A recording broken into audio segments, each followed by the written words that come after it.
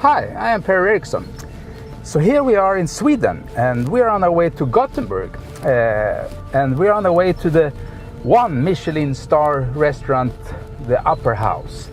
And we're there to meet with the chef Gabriel Melim and his team.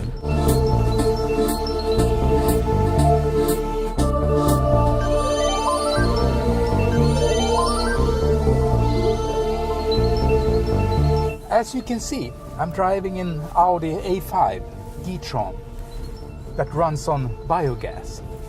And as you all know, biogas is made from waste from restaurants and the food industry. Audi is focusing on sustainability, and so are the top chefs in Sweden and in the rest of the world. Let's see if you can combine a taste of Sweden and how you can link that to a more sustainable and environmental consciousness.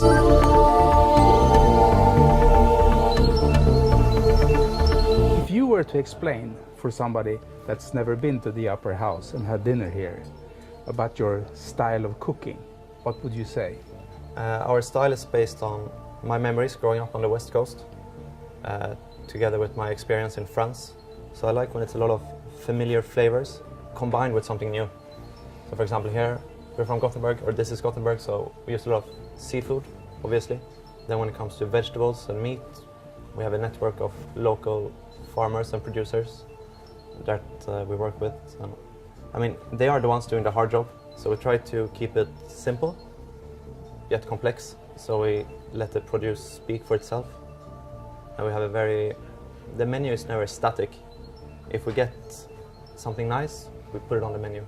How did you get into food in the first place? There's always been a lot of food in my family. My father was a baker, my mother was a chef. They eventually opened a bakery together where I was working growing up. So it felt like a natural choice for me to work with food and in the food industry. What in food was the trigger? Well, when I got older and started working in a more, more professional kitchen, the creativity became a big aspect.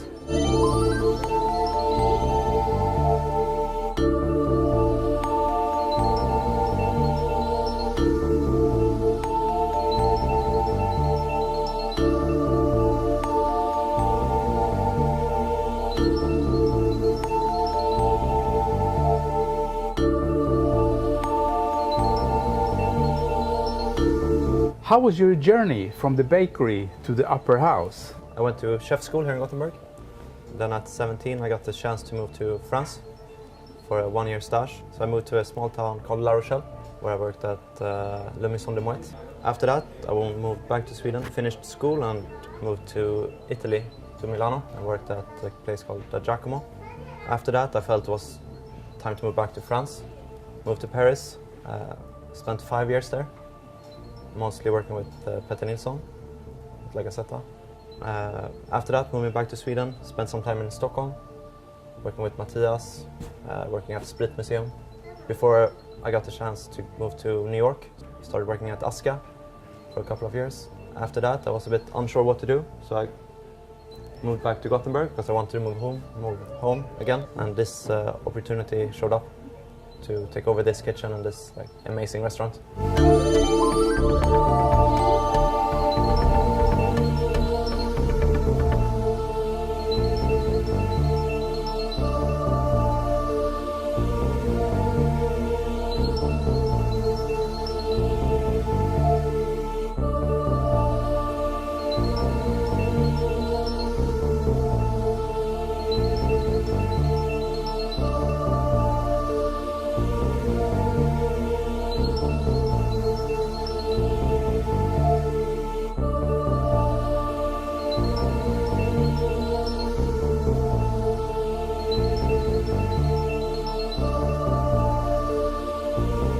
To be able to make your fantastic dishes, where do you find your produce or products to be able to do that? There's a lot of good farmers in and around Gothenburg that we work with.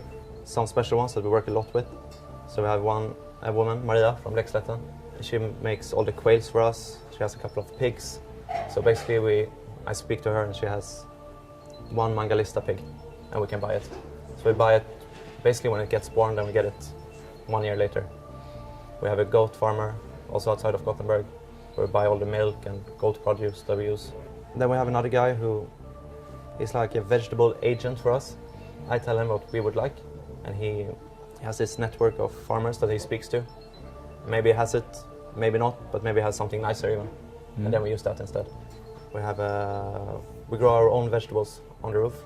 So we have 2 beehives as well, which produces honey for us that we use the whole year. There's not a lot of space, but if you choose the right things to grow, it's really self-sustainable in herbs and flowers. Looking for the right produce or products, what are the specific that you are looking for? I always look for the peak of the season. Everything is always best at a certain point of time, and then that's the point where you should use it. As you know, there's a trend among the top restaurants in the world, which you are one of, to focus on the concept of no waste kitchen. What's your take on that? For me, it's not a trend, it's a natural way of working. For example, if we buy a lamb, we use everything of the lamb. Maybe we braise the head, we use the bones for the sauce. Everything has a spot on the plate or in the kitchen. Talking about sustainability, fermenting is a great way to keep an eye on the environment. How do you do that? We don't only ferment, we preserve as well, and we try to save the summer for the winter time, so we can have the same flavors all year round, so don't get stuck with only root vegetables in the winter, for example. Do you think that there is a concept that you could call a taste of Sweden? The taste of Sweden is maybe the combination of sweetness contra sourness. When people taste Swedish food, I think that's the thing they react on. High notes of sweetness and high notes of acidity. So now you have your star, you got your style of cooking, you're responsible in the kitchen for what's coming out to the guests. Where will you go from now? For me and for my team in the kitchen, we're always trying to push forward, to get better, to develop. Speaking about the stars, of course we're pushing for a second one. That's a goal. It's all about us coming together as a team and making something special, giving a special experience to the people who come here, so they want to come back.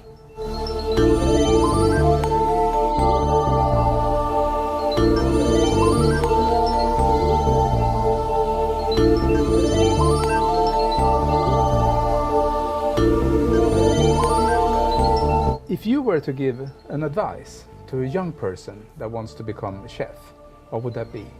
To go abroad and work, basically. If you get the chance to move somewhere else, it's a good experience for life and it's a good experience for cooking.